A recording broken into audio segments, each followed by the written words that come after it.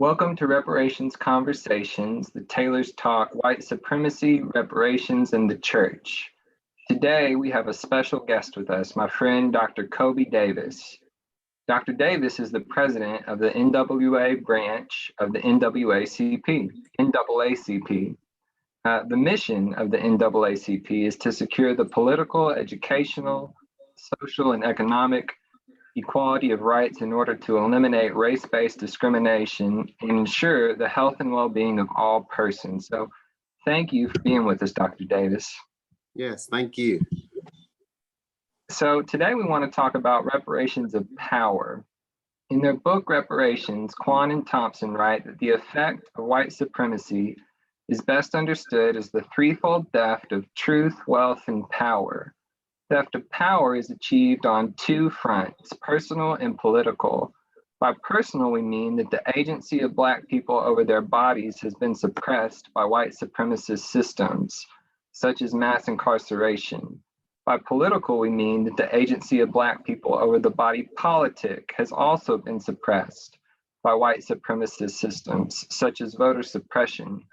An effect of theft of power is the Black-white leadership gap.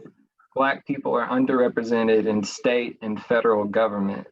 So Quan and Thompson write that to repair power, we must enable and submit to Black leadership. So Dr. Davis, I wanted to ask you if you can please tell our audience how you're working to enable Black leadership and how people can support your work. No, thank you so much for having me again. And, I think in the NAACP, we're always looking for opportunities to increase minority leadership in our community. I'm working specifically in Northwest Arkansas. However, the NAACP is a national organization. And so this is happening across the country where we're looking at things like school board memberships and we're looking at things like political office. And so we are trying to help not only bring awareness to these openings when they come about, but then even helping identify the people for those positions. So when there is a school board opening or a political opening of some sort, not only are we aware of it, but we're telling people and the people who we think are qualified and electable that these are some opportunities for them. So that's one thing that we do. We also are very active in voter rights and also in registering, and not just registering people, but letting them know what their rights are. Right now in our country, some really crazy things are occurring where laws are being passed every day.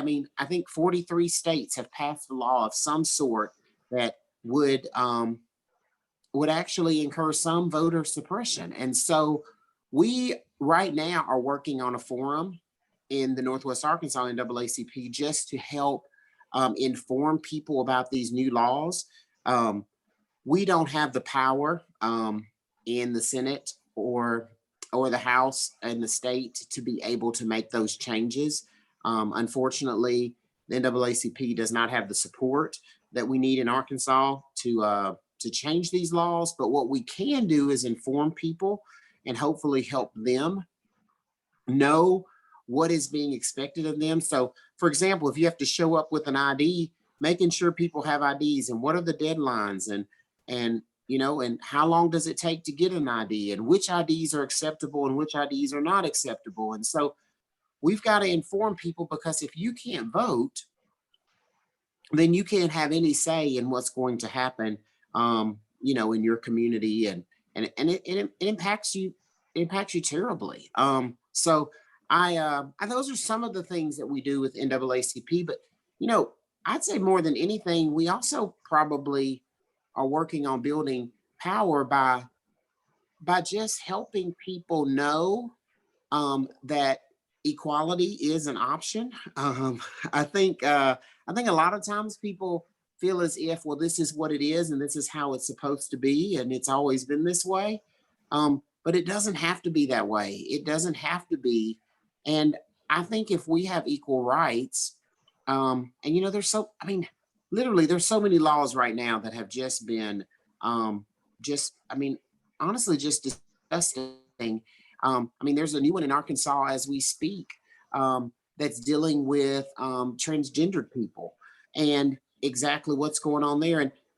And regardless of how you feel personally about those people, they still deserve rights. They still deserve opportunity.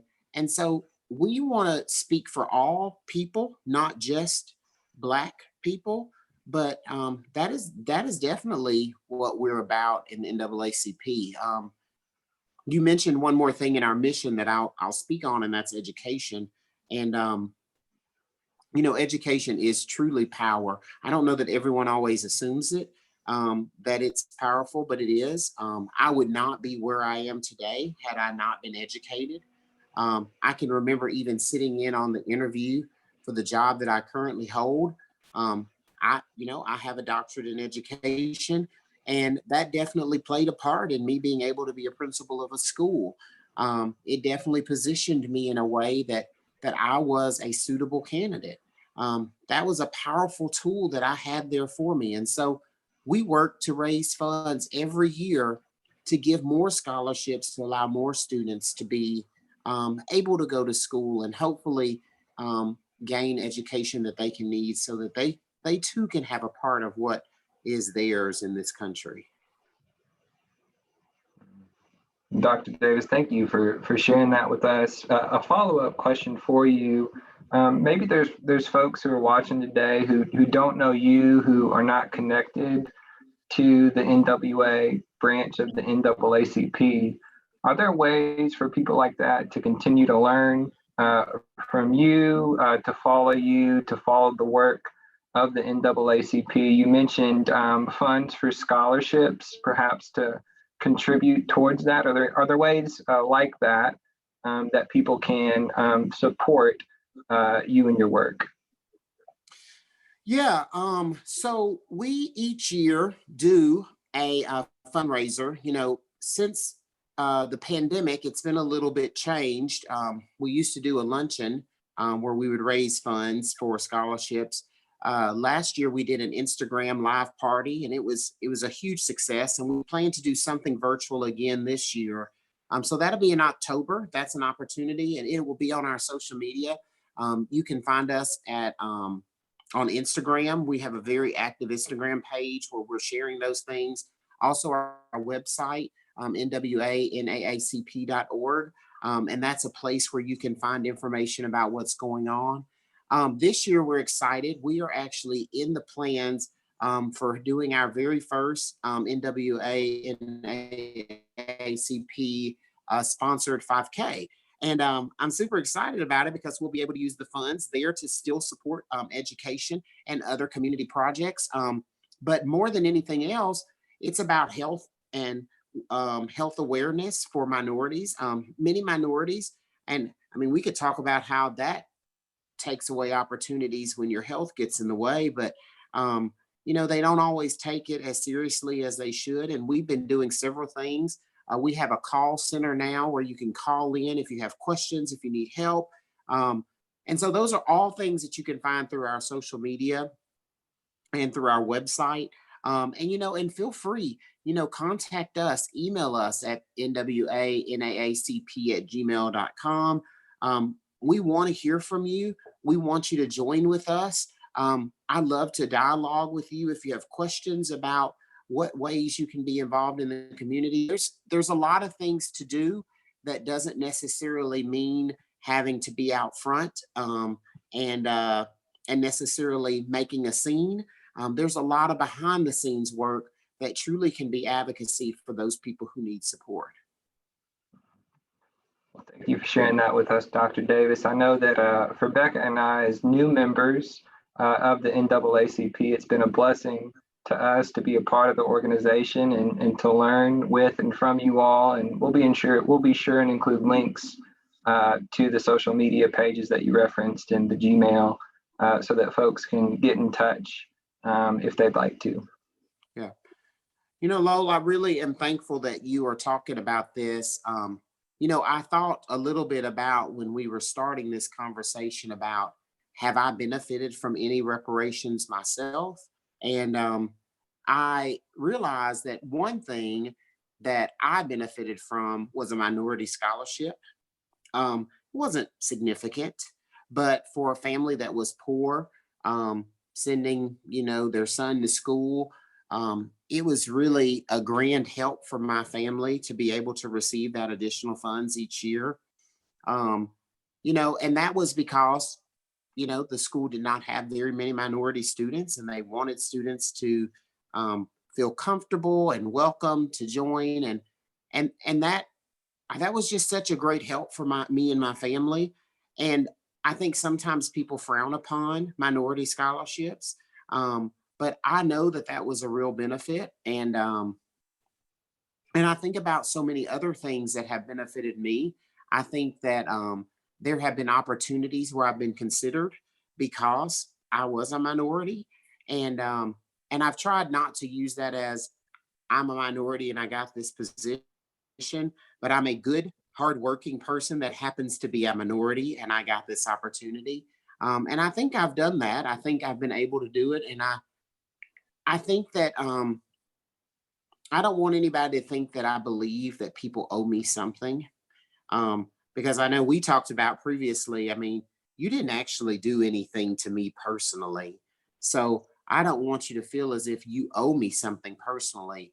But I do believe that there is a lot of hurt and harm that has been reciprocal through time. And I think that you and I joining together, that we can help heal some of that hurt and harm.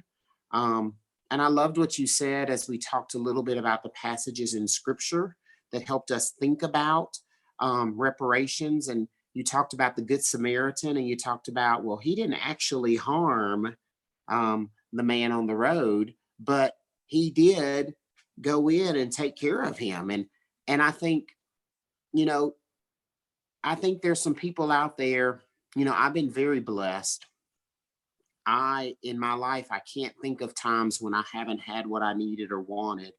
Um, and so that's the reason why I'm very interested in trying to help those who have not had the advantages I've had. And I love to partner with allies such as yourself who too want to help those who may not have those advantages. And I think there's just a lot to be done. And I think it really starts with open hearts and just compassion in general. I thank you for this conversation. I hope that everyone who's listening is interested in ways of getting involved. And I mean, I can't profess to know everything, but I'm happy to join in and talk with people. And any way I can help, I'm happy to do that too. Well, Dr. Davis, thank you again. I've so enjoyed tonight's conversation, and I'm sure that many people will benefit from it. So thank you all for attending today's reparations conversation.